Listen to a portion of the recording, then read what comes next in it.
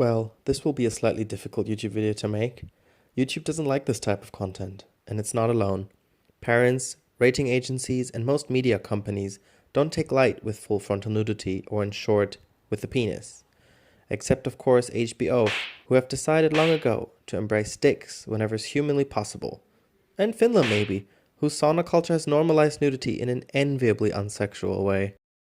Our David in this story is a humble Irish TV production called Normal People, going up against the almost unimaginable Goliath of modesty culture that's been telling us we need to keep our genitals hidden for literal centuries.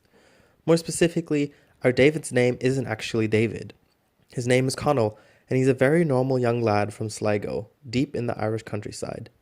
Because Connell is deeply in love with Marianne and the feeling is mutual, he takes off his pants a lot. A lot. Most episodes of Normal People feature some level of nudity, often full frontal, often in close-up shots. Even compared to most HBO shows, Normal People goes all out. Despite breaking age-old cultural modesty taboos and limiting itself to mature audiences, this didn't stop Normal People from becoming a global sensation. It was BBC's most streamed show in its release year 2020. Haters would say it's because we were all horny, trapped in lockdown. Paul Mescal, who played Connell and whose tree-trunk thighs single-handedly sparked the short shorts movement, has become one of Hollywood's darlings and is consistently named one of the internet boyfriends of our generation. I'm here to tell you the nudity in Normal People was never a hindrance to its success. Quite the opposite. In the following video, I will explain how it's a key reason that Normal People became a commercial and critical hit, how it made use of Paul Mescal's once-in-a-generation beauty and gave it to us as raw as possible, why importantly, it didn't leave him exploited and objectified, but gave us something deeper. How essentially, Paul Mescal's junk made everyone, critics and fans, fall in love with Connell Waldron. Just as a disclaimer before we get into the nitty-gritty, you could just as well make this video and focus more on Daisy Edgar Jones, who matches both Mescal's beauty and his level of nudity in the show. Because Connell Waldron saying, "Oh, you're always pretty, very pretty," lives rent-free in my head and in my heart, I will focus on him. Sorry, not sorry. Chapter 1. Looks, or... In hindsight, it's easy for us to say how well Paul Mescal suits the role of Connell Waldron. Yet Louise Keeley, the casting director of Normal People, has spoken about how her team realized that Paul Mescal was the perfect Connell quite early in the casting process. I argue that that's because Mescal fits the role of Connell like it's his second skin. Before Normal People, young Paul Mescal had never appeared on screen. He'd gone to university for acting, to Trinity College, just like Connell. He'd appeared in a couple stage productions in Dublin, Cork and London. A BBC and Hulu production like Normal People was a huge opportunity for him to get his name known. He had the hunger needed for an intense role like Connell that would require him to give it his all. His career hinged on his performance in Normal People, but it was the same the other way around. Normal People needed Mescal to become what it is today. As a show, it's completely built around Connell and Marianne. Side characters exist, but don't carry much weight. If Connell and Marianne don't create a spark, Normal People will remain in the dark. As it turns out, Mescal was more than up for the challenge and no one could have played Connell better. He won a BAFTA, got nominated for an Emmy, and cemented himself as the go-to guy for the sad and sexy genre. Sad and sexy, is it a burden? No, it's a privilege. On top of being the ideal fit for Connell, Mescal also brought a combination of charms and looks that millions would fall in love with.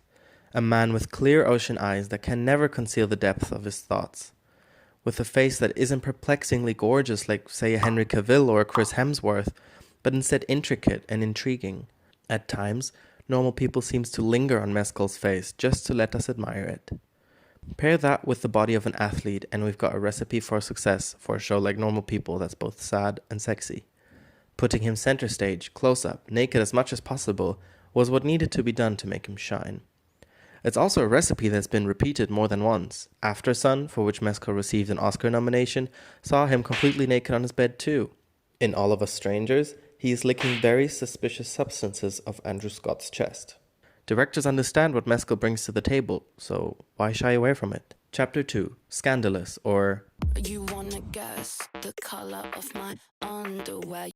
Making us swoon over a hot person isn't the freshest page in the book, and pretty much everyone in the world knows that it works. Jimin knew when he sent the BTS army into an absolute frenzy with his shoulder move in blood, sweat and tears. Kim Kardashian knows it and uses it to break the internet every now and then with body parts we've all seen multiple times at this point. If you're famous, undressing is a recipe for media attention that's nearly unfailable.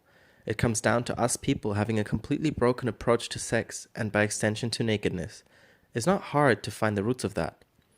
Almost all of us have an instinct to have sex and likely think about it quite a bit. We're taught by Christian values, but also by other moral systems, that instinct is wrong and needs to be concealed. This creates a friction that spawns beautiful concepts such as insecurity, vanity, modesty, and in this case most relevant, the spectrum of voyeurism and exhibitionism. Our eternal laureate Britney Spears puts it best in her song Circus, when she talks about how her world can be split into the ones that entertain and the ones that observe. And you know who took her motto of I make it hot when I put on a show to heart? Connell and Marianne, every single time they're having the sex of their lives on our screens. How could we look away when two people so beautiful do things we feel like we shouldn't be watching? We can't, and normal people embraces that. But hey, from Marilyn Monroe to 50 Shades of Grey, almost everyone has used their voyeuristic tendencies for their own benefit.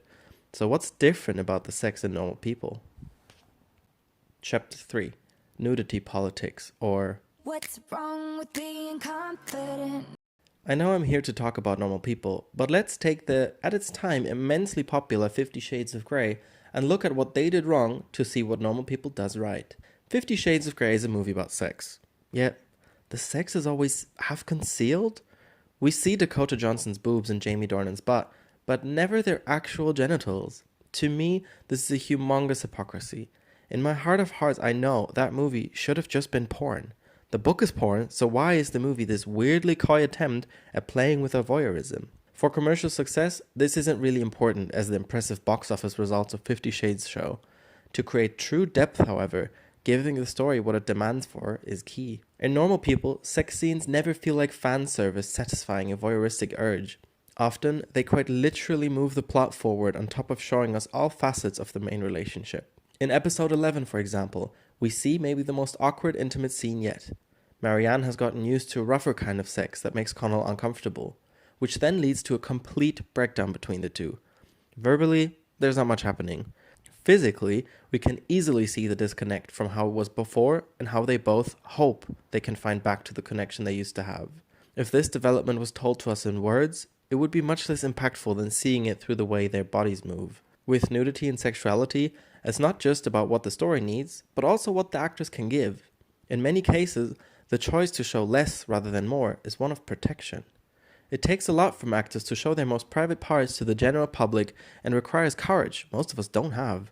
Negative examples like Blue is the Warmest Color, where actresses were pushed beyond their comfort zones and consent for the sake of a super sexual movie, show the risks connected to that. Cases like Blue is the Warmest Color have created the need for intimacy coordinators on set. Normal People had one of the best in the business, Ita O'Brien. She worked on every intimate scene with Mescal and Edgar Jones to make sure to honor the story as well as respect the boundaries of its leading stars. It's obvious that her work paid off, creating a show that shines in its most tender moments. Ita O'Brien has said in an interview with The Guardian that, I quote, "The sex isn't just there to show us sex. Those scenes chart the delicacy, the beauty, the openness of this incredible something other relationship." And that brings us to the heart of our argument. Chapter 4. Intimacy, or 1 + 1 = 2. A show can feature the most beautiful consensual sex scenes, but if they don't fit into the themes and aesthetic of a show, they will feel out of place. Normal People at its core is a show about intimacy, vulnerability, and connection. We watch because the love between Marianne and Connell is magnetic, real, and raw. This chemistry is carefully engineered to make that happen. An obvious stylistic choice is the countless close-up shots that show every fiber of emotion that the main characters are feeling. Side characters, especially Marianne's and Connell's other romantic partners, never get those close-up shots, and so their emotional lives stay hidden. We're not meant to connect with them. We're meant to invest all our feelings into the main duo. Additionally, Connell and Marianne are famously bad at understanding each other through words. Every time they break up, it's because of a verbal miscommunication that creates distance between them. What connects them is often physical. Most times they get back together, getting physical is one of the first things they do. If the sex scenes were mediocre or seemed inauthentic, Normal People would fall apart. How could we believe that it feels magical for them if it doesn't look magical? Luckily, Normal People excels in its most private moments. Connell and Marianne seem fully free in themselves in those moments, and their intimacy is beautiful to watch. We connect to them because we feel like we're invited into their intimacy, not kept out of it. A moment that perfectly encapsulates this is the scene in episode 5 where they're both relaxing in the nude after the first sex of getting back together. We see Connell with his head in Marianne's lap, his limp dick out for the world to see. This scene is also the one where we get one of the iconic lines of the show by Marianne. It's not like this with other people. Many other shows choose to finish a scene mid-sex because this is seemingly the important moment that seals the deal. Normal People takes it a step further and says that no, sex is more than that. Sex is post-coital tranquility. Sex is gazing at each other in a classroom, knowing clearly what the other one thinks. Sex is discussing what news the other one wants to receive and that they shouldn't be deleted. It definitely backfires for Connell and Marianne many times, and they cry, they fight, they're sometimes toxic. Still, it always seems worth it, and it affects us because we see their special connection and they seem like actual three-dimensional human beings. We want them to be together because we've seen the sparks that fly during the good times. It makes the bad times hurt even more. Outro. Normal People is unusual in that it's almost universally loved. Personally, I've yet to meet a person that disliked the show. It was a hit with both critics and audiences everywhere. I argue it's a hit because of stellar casting choices and realizing the outstanding beauty of Paul Mescal and Daisy Edgar-Jones.